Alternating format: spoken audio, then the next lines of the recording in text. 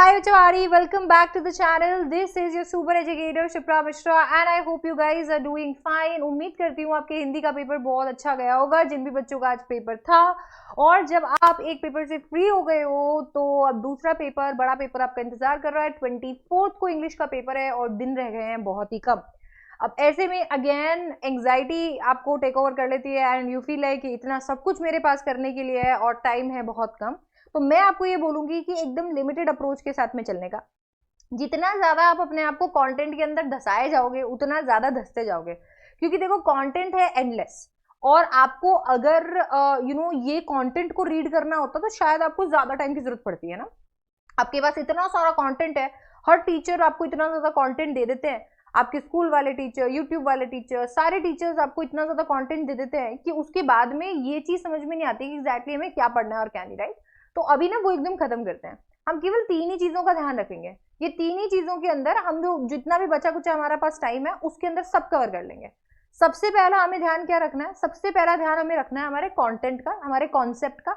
अब कॉन्सेप्ट जो है वो एकदम लिमिटेड हमें कवर करना है, क्योंकि हम ऑलरेडी कॉन्सेप्ट कवर कर चुके हैं। हमने प्री बोर्ड्स लिखे थे, हम वहां पर कवर कर चुके हैं। हमने गए दिनों में यहाँ पर सिकंदर बैच के अंदर रिवीजन किया था, तो हम वहां पर भी ऑलरेडी कॉन्सेप्ट कवर कर चुके हैं।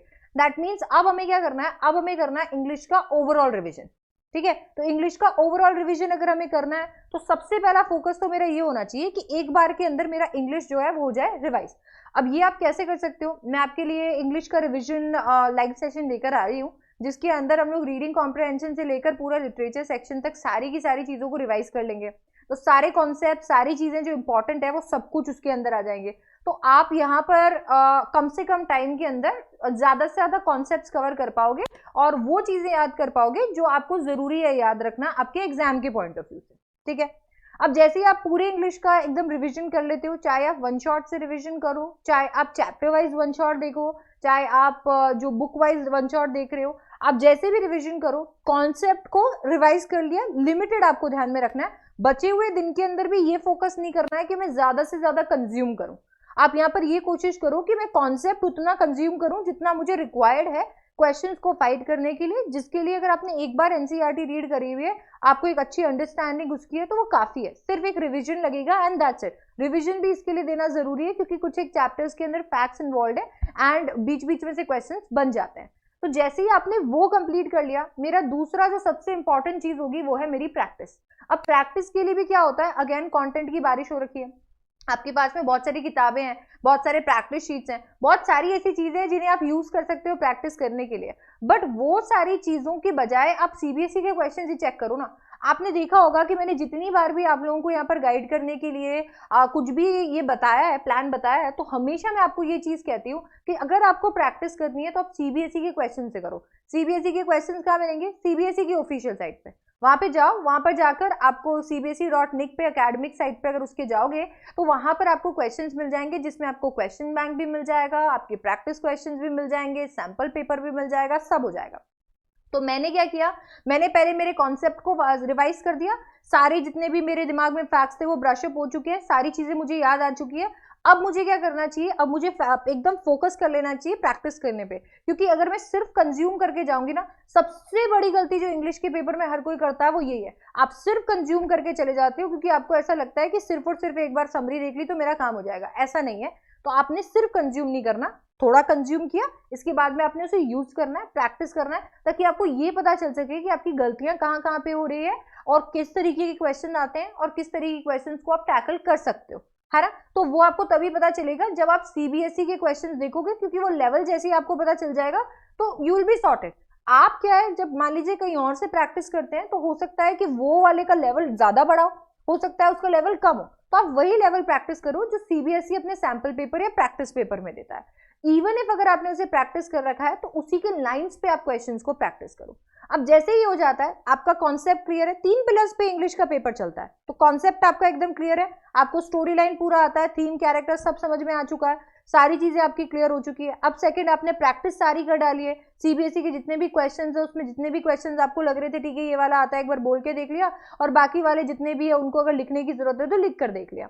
अब ये हो गया। तो तीसरा जो सबसे बड़ा फैक्टर है वो है टाइम, क्योंकि क्या होता है, सीबीएसई जब आपके लिए इंग्लिश का पेपर सेट करेंगे तो उसमें हर एक सेक्शन को डिफिकल्ट नहीं बनाएंगे।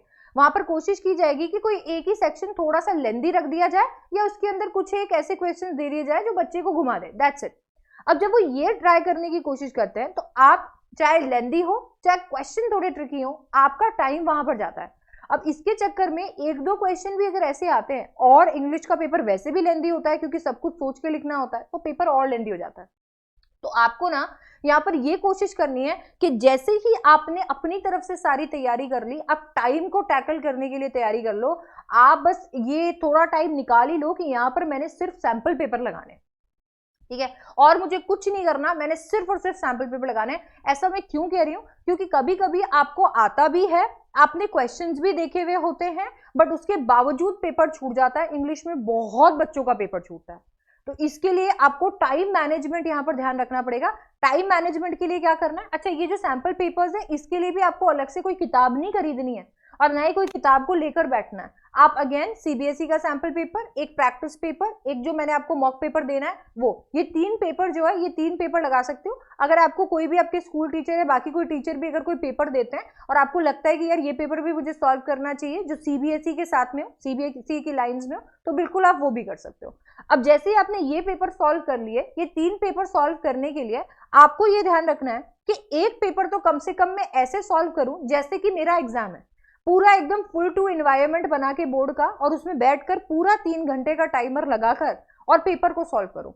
वही तुम्हें पता चल जाएगा कि मेरा कितना ज्यादा टाइम जो है वहां पर कहां पर जा रहा है। अच्छा एक चीज मैं बताती हूँ, मैक्सिमम टाइम जो आपका टाइम वेस्ट होता है ना, वो होता है ओवर राइटिंग में।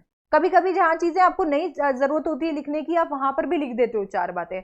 ब्यूटिफिकेशन में जब आप किसी चीज को ऐसे खूबसूरत बनाने की कोशिश कर रहे होते हो तो वहां आपका टाइम बहुत वेस्ट होता है। तो उन सारी चीजों को आपको ध्यान में रखना है और उन्हें ध्यान में रख के आपने क्या कर देना है, अपने पेपर को सॉल्व करना है। अब प्रॉपर 3 घंटे बैठकर आपने ये पेपर जो सॉल्व किया है, ये आपको बहुत मदद करेगा, बहुत प्रिपेयर करेगा आपके एक्चुअल एग्जाम के लिए। बाकी की अगर आप 2 पेपर चाहो तो बैठ सकते हो, कैजुअली सॉल्व कर सकते हो। एक पेपर कोई भी जो आपको अच्छा लगे उसे बैठकर जरूर सॉल्व करना, और अगर तीनों पेपर में से कोई एक पेपर टफ लग रहा है तो टफ वाले को करना, घबराना मत उससे, है ना। बाकी के 2 पेपर आराम से उनके क्वेश्चंस पढ़े, आंसर वहीं पर लिख दिए। मान लीजिए कोई एक मेरे को ऐसा लग रहा है तो बोल के देख लिया, किसी एक के सिर्फ और सिर्फ पॉइंट्स लिख लिए, उसको पूरा सॉल्व करने की जरूरत नहीं है क्योंकि 9 घंटे बर्बाद नहीं करेंगे हम इसमें, है ना। तो 3 घंटे प्रॉपर पेपर के लिए, उसके बाद में 2 से 3 घंटे हम लोगों ने क्या कर दिया, बाकी के 2 पेपर्स को भी दे दिया। 6 घंटे के अंदर मेरे को पूरा आइडिया लग गया कि एक साथ जब मेरे पास क्वेश्चंस आते हैं तो मैं उनका आंसर कैसे करती हूँ। और ये बहुत ज्यादा जरूरी है क्योंकि जब हम कॉन्सेप्ट पढ़ लेते हैं तो हम कॉन्फिडेंट होते हैं क्योंकि स्टोरीज तो समझ में आएगी, है ना। बट फिर हम लोग क्या करते हैं, अपना कॉन्फिडेंस लूज कहाँ कर देते हैं, जहां पर हम प्रैक्टिस कर रहे होते हैं। बट धीरे धीरे जब क्वेश्चंस बनने लगते हैं तो वहां पर भी कॉन्फिडेंस गेन हो जाता है। अब जब दोनों चीजें हमारी सही होती है तो टाइम मैनेजमेंट एक प्रॉब्लम हो जाती है। अगर आप ये 6 घंटे यहाँ पर इन्वेस्ट कर देते हो, जिसमें 3 घंटे आप प्रॉपर पेपर दे रहे हो बैठकर और बाकी के 3 घंटे आप क्वेश्चंस निकाल रहे हो, क्वेश्चंस को फेस करने की आदत डाल रहे हो, तो फिर आपको किसी चीज की टेंशन नहीं है, आप हर चीज के लिए सॉर्टेड हो। आप सोचो, अगर आप ये तीनों चीजों की प्रैक्टिस करते हो, अगर आप ये तीनों चीजें अपने दिमाग में रखते हो, तो न जाने कितने बच्चों से तो आप ऑलरेडी आगे निकल चुके हो। There are so many learners जिनको अभी भी ऐसा लग रहा है कि सिर्फ और सिर्फ पढ़कर उनका काम हो जाएगा, अगर एक क्वेश्चन भी वो लिख कर नहीं गए तो उनका काम हो जाएगा। और हो सकता है, देखो सबका इंटेलेक्ट, सबका लेवल ऑफ प्रेपरेशन सब अलग होता है, ठीक है। बट अगर आप ये करते हो, आप ये मेहनत पूरे साल जो आपने नहीं किए, पर अब अगर आप इंग्लिश के डायरेक्शन में इतनी मेहनत भी कर लेते हो तो भी आप सॉर्टेड हो, तो भी आप बहुत अच्छा स्कोर कर सकते हो। तो मेक श्योर कि इन 3 पॉइंट्स के हिसाब से ही चलो और किसी भी टिपिकल उसमें फंसने की जरूरत नहीं है कि ये करना है वो करना है। आप सिर्फ ये 3 चीजें अच्छे से कर लोगे एंड आप इंग्लिश के लिए प्रिपेयर्ड, ठीक है। अभी आपके पास बिल्कुल टाइम नहीं है तो this is the only way, simple तरीके से पढ़ाई करो और कोशिश करो कि क्वांटिटी को चाहे आपकी क्वांटिटी ना हो बट आपकी क्वालिटी होनी चाहिए। मतलब मैं अगर यहाँ पर 5 घंटे पढ़ रही हूँ, 5 घंटे में मैंने सारे के सारे चैप्टर्स रिवाइज कर दिए, तो 5 घंटे में डेडिकेशन के साथ में पढ़ रही हूँ। अगर मेरे को वहां पर मेरे को नहीं वहां पे डेडिकेशन आ रहा है, नहीं मैं कॉन्सेंट्रेशन कर पा रही हूँ, तो I would rather go and take a walk. तो वो चीज आप कर लेना। आपको ये नहीं करना है मेरे को 10-10 घंटे पढ़ना है, 12-12 घंटे पढ़ना है, बट वो 12 घंटे के अंदर प्रोडक्टिविटी नहीं आ रही है। ठीक है, तो मेक श्योर कि आप उतना ही कर लो और उसी से काम चल जाएगा। तो बिल्कुल अपने आप को बर्डन फील मत करो, अभी भी मौका है, आप आराम से अच्छा स्कोर कर सकते हो। सिर्फ अब इंग्लिश के ऊपर फोकस करो और इन 3 चीजों को ध्यान में रखो। And I will see you in the next one. ये वीडियो पसंद आया तो जरूर अपने फ्रेंड्स के साथ शेयर करना, खास करके उनके साथ जो काफी टेंशन में है इंग्लिश को लेके। और चैनल को जरूर सब्सक्राइब कर देना, क्योंकि कल से शुरू हो रहा है हमारा सिकंदर का बैटल ग्राउंड, जिसके अंदर मैं आपको करवा रही हूँ इंटायर इंग्लिश का रिविजन।